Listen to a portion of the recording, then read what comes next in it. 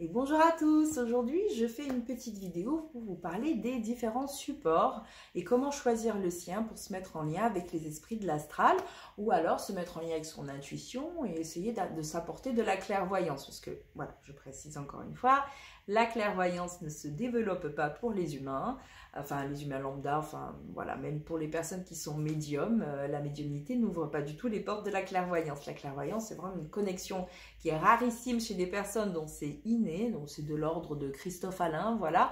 Donc à un moment donné, la clairvoyance s'active sur un chemin de vie, mais ce n'est pas une faculté qui est à la portée de la plupart des gens, puisque bon, bah, très peu de personnes, on va dire qu'il y a peut-être 5% d'humains incarnés qui sont naturellement clairvoyants. Donc vous pensez bien que c'est très restreint.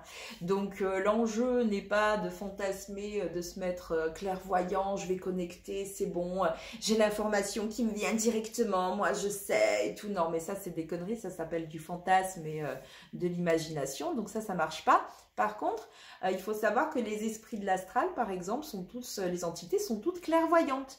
C'est-à-dire qu'elles ont la capacité d'aller se mettre en lien avec votre intérieur et elles savent le lire. Et c'est pour ça que, par exemple, les médiums qui fabulent et qui pensent parler à des guides spirituels ou ils contactent des archanges ou des trucs, mais l'entité va lire leur système, donc elle a cette clairvoyance-là dans l'être de la personne et donc va venir prendre une mise en forme qui va correspondre totalement au système de croyance du médium, par exemple. Si tu veux voir l'archange, tu vas le voir l'archange, hein, et sous toutes les formes, hein, toutes les figures, hein, il va te faire. Hein, donc l'enjeu c'est de manipuler, en fait, les entités cherchent à prendre la mise en forme la plus parfaite pour manipuler la personne qui, enfin le médium principalement, qui pense qu'il est clairvoyant. Mais bon, bref, passons les fabulations de côté. Donc maintenant, à partir du moment où on a un peu la clarté sur comment ça fonctionne, lorsqu'on a conscience de la vérité sur soi déjà, donc premièrement, la vérité sur soi. Non, t'es pas clairvoyant. Non, par contre, peut-être tu as un peu des ressentis, t'as une sensibilité à l'énergétique, au monde de l'astral, tu as le sentiment d'être capable de capter une certaine énergie et de ressentir un peu ce qui se passe dans le magnétisme des gens. Donc là, oui, pourquoi pas aller développer un petit peu, donc soit des connexions pour être plus en lien avec soi, son double éthérique, ou alors tout simplement ses guides spirituels, ou alors tu as envie de développer pour être voyant, ça te donne envie de travailler la divination et d'essayer de capter un peu l'avenir, des choses comme ça, c'est à ta portée, oui, c'est ok, mais à condition d'être d'être bien présent et de ne pas se mentir. Il faut faire preuve vraiment d'honnêteté face à soi, donc se dire ok, d'où est-ce que je pars? Bah moi je connecte pas, ok, bon bah qu'est-ce qu'il y a à m'apporter? Et là c'est intéressant de travailler avec des gens comme ça. Alors c'est quand même au cas par cas, hein. Je développe ici, je fais une petite vidéo en fait un peu globale pour vous expliquer, mais après c'est possible d'aller travailler un petit peu et de voir ce qui est à votre portée ou pas, parce que pour X raisons parfois, pour des raisons karmiques, pour des raisons de mémoire, pour plein de choses qui nous échappent, tout n'est pas fait pour nous. Enfin voilà, c'est pas au supermarché, vous faites vos courses, tiens je vais faire ça, je vais faire ça, je vais faire ça. Non, il n'y a pas tout qui est à votre portée. Mais ça se définit, voilà, c'est possible de le faire en consultation avec moi ou autre, enfin voilà, passons. Donc l'enjeu c'est d'aller avoir un intermédiaire pour aller capter de la clairvoyance.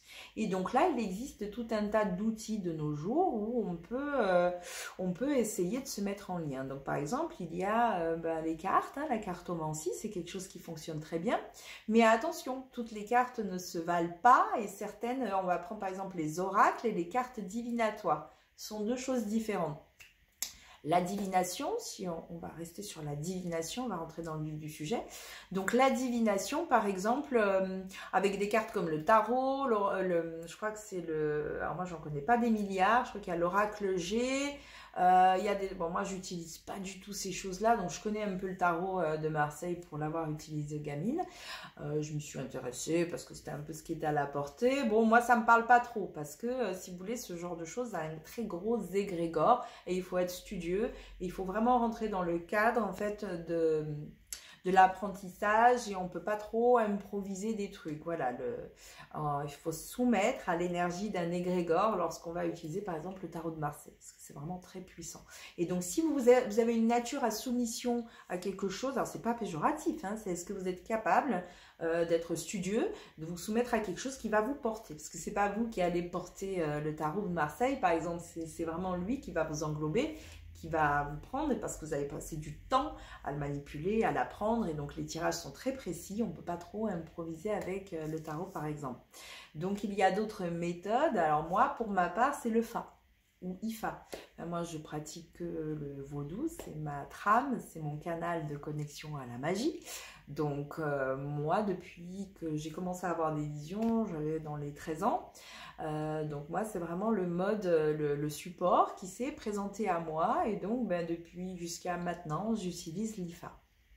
Donc il y a d'autres méthodes, il y a également, il y a les runes par exemple qui sont très intéressantes, mais attention, les runes c'est pareil, c'est quelque chose qui se présente à vous, c'est vraiment tout un égrégore en fait en lien avec les divinités celtes, et parce que votre karma aspire à l'utilisation des runes, à un moment donné ça se présente à vous, et donc vous pouvez l'utiliser. Les personnes qui font un choix un peu de l'ego, tiens ça me parle bien, les runes c'est joli, alors c'est très très à la mode en plus les runes, hein.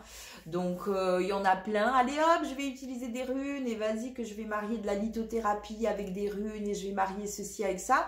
Ben, ces personnes là en fait elles poussent des portes certes, mais c'est des portes dans l'astral, dans le bas astral, donc elles vont connecter des entités qui vont venir leur donner de l'information, alors certes parfois juste, mais derrière il y a une vraie il y a une emprise de par les entités, la vampirisation. Alors je vous expliquais un petit peu, ça s'appelle la nécromancie finalement.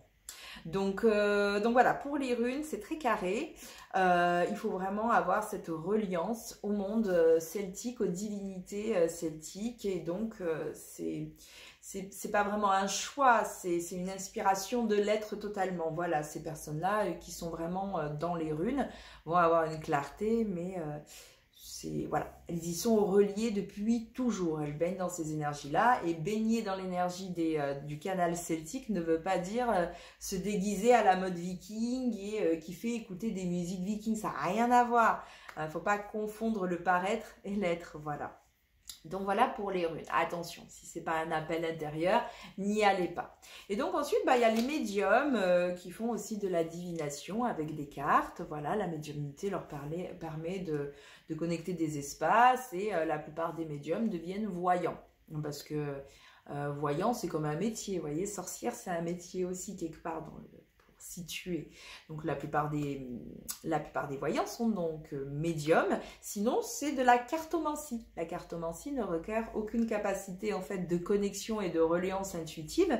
C'est juste savoir lire des cartes. Et tout le monde peut apprendre à lire des cartes. C'est de la cartomancie. Voilà. Mais la voyance, c'est vraiment d'avoir la reliance avec l'information, donc une forme de clairvoyance qui va émaner d'un jeu de cartes et qui va parler de manière que ça concorde avec la personne qui consulte. Alors comment cela se fait-il que des médiums puissent avoir de la vraie clarté? Eh bien, ça s'appelle la nécromancie en fait, parce qu'il faut savoir que quand un médium qui n'est pas clairvoyant, hein, la médiumnité n'est pas de la clairvoyance, c'est juste contacter les esprits avoisinants de soi. Donc le médium, qu'est-ce qui se passe? Quand il sort le jeu de cartes, en fait, il y a une entité qui va venir. Cette entité-là, elle va lui donner de l'information clairvoyante, et donc là, le médium relié a la possibilité de sortir une clairvoyance à travers ces cartes. Voilà, donc les cartes lui parlent vraiment. Maintenant, il y a beaucoup de médiums qui sont dans leur ego et qui pensent être clairvoyants. Dans ce cas-là, comme ils se voilent un peu la face et du coup ne font pas vraiment preuve de clarté, eh bien ils se font vampiriser par une entité qui est souvent à l'intérieur de leur corps, hein, à force d'être dans l'aura et que la personne est dans son ego. Quand on est dans de l'ego, l'entité schlag, vampirisage, c'est terminé. Donc la personne est parasitée. Maintenant, on peut aussi avoir beaucoup de clarté sur soi, se dire ok, c'est de la nécromancie, je ne suis pas clairvoyant, je prends mes cartes, il y a une entité qui vient, dans ce cas-là, il faut cadrer la consultation, voilà. Avant de recevoir les gens, vous cadrez, vous appelez à vous une entité que vous allez vous choisir. Et donc là, vous allez avoir le lead, vous prenez un peu le contrôle au lieu de vous faire embarquer dans un truc où vous n'avez pas justement le contrôle et que vous êtes dans le flou. Donc, vaut mieux contrôler tout ça. Et c'est possible, c'est de la nécromancie. Donc voilà, donc vous connectez à vous une entité de votre choix par affinité qui va venir vous donner de l'information pour votre consultant. Et à la fin, vous n'oubliez pas de fermer la porte, de remercier l'entité. Alors certes, elle s'est nourrie de votre énergie vitale pour vous donner de l'info, il n'y a pas de souci. Vous avez un petit protocole ensuite à faire pour essayer de remonter vos vibrations, parce que oui, on donne de l'énergie, mais en même temps, on prend de l'information. Donc, c'est un échange, c'est un mode de paiement, voilà, voyez-le comme ça. Vaut mieux payer en conscience et savoir ce qui se déroule, plutôt que de se faire impacter, se faire parasiter, et de se raconter des bobards, et d'être en permanence habité par une entité qui va vous vider totalement. Voilà, donc vaut mieux être au clair avec ça. Donc maintenant, comment choisir finalement le bon support? Les cartes, ah tiens, j'ai oublié de dire aussi, le pendule n'est pas un moyen de divination. Le pendule, c'est pour les radiothésistes, un pendule est réellement fait pour mesurer une vibration. Donc, au même titre que le fameux un peu Biochant qui a été mis en clarté par Jean-Pierre Martinez, donc pour ceux qui connaissent, voilà, c'est pareil, c'est pour faire de la mesure finalement vibratoire et non pas vraiment pour faire de la divination, ça marche pas. Donc le pendule, lorsque vous lui faites oui, est-ce qu'il va revenir et tout, parce que moi je l'aime et tous les trucs comme ça là, oui, est-ce que c'est un garçon ou une fille quand tu es enceinte, les délires comme ça. Le pendule, lui, par sa nature, n'est pas habilité à répondre à des questions de voyance. Mais par contre, comme c'est votre volonté, il va s'adapter. Et donc, qu'est-ce qu'il fait? Il se fait parasiter par une entité. Donc, il est perverti finalement. Et donc, après, bah, ça se transfère sur vous. C'est une vraie merde. Il ne faut pas le faire. Donc, c'est pas fait pour. Le pendule, c'est pour les radiothésistes, pour travailler les énergies. Voilà, basta. Rien d'autre. Pas pour faire de la divination. Ça, c'est OK. Maintenant, on commence à voir quel est le bon support pour vous. Et bien, en fait, c'est fluide. Déjà, essayez de voir par rapport à votre intuition. Qu'est-ce qui vous parle, qu'est-ce qui ne vous parle pas. Donc déjà, travaillez un petit peu votre présence lorsque vous mettez en lien avec l'intuition. Parce que l'intuition ne peut émerger que de la présence, de quelqu'un qui est là dans ses pompes. Quand vous êtes en décalage permanent et que vous êtes beaucoup dans votre mental, vous n'êtes pas présent et vous allez avoir de mauvaises intuitions pour vous qui vont vous desservir. En fait, c'est les entités, encore une fois, qui cherchent un peu à vous manipuler parce qu'ils voient qu'il y a une envie un peu de par l'ego, etc. Donc, toute personne qui s'intéresse à ce genre de choses, c'est du pain béni pour les entités qui vont les vampiriser. Parce que c'est facile à ce moment-là pour elles. Donc, voilà, faites attention à ça. Soyez bien au présent. Essayez de voir un petit peu quelle est votre intuition. Qu'est-ce qui vous aspire le plus à utiliser quoi. Et lorsque vous avez choisi le bon support pour vous guider, vous accompagner, en fait, en vrai, c'est fluide tout de suite. Il y a vraiment une espèce de forme de... À moins que vous ayez vraiment une intuition fake qui vous tape dans le mur, mais ça, c'est que vous êtes parasité. Donc, attention avec ça.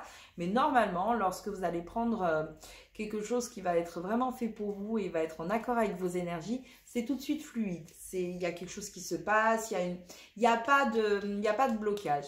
Au contraire, si vous êtes trompé, vous avez pris un mauvais support et que vous n'y arrivez pas, ça vous demande beaucoup de redemander à plusieurs reprises et ça passe pas et que l'information ne vient pas, et ben c'est pas fait pour vous. Voilà, c'est tout. Ne forcez pas ce genre de choses-là, mais en fait sont censées vraiment vous animer, vous voyez, il y a une espèce d'énergie, il y a un truc qui se met en mouvement et quand vous allez avoir le bon support, vous le sentez vibrer, etc. Si ce n'est pas le cas, n'utilisez pas. Voilà, tout simplement. Donc ensuite, il y a aussi les oracles. Alors les oracles, c'est bien pour avoir des petites guidances. Parfois, on a besoin d'un peu de soutien. Il y a certains oracles qui sont quand même bien pointus. Hein. Moi, j'ai un oracle vibratoire et je tombe sur des cartes. Voilà, il y a 44 cartes.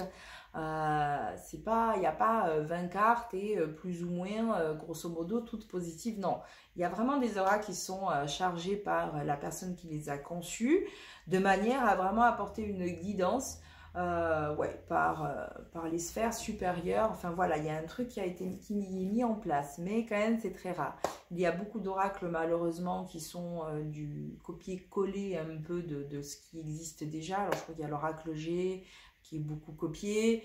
Il y a le Béline aussi, je crois qu'il y a l'oracle Béline, ça s'appelle. Bon, moi je connais rien ces trucs de divination, mais qui est beaucoup utilisé, qui a été beaucoup copié aussi.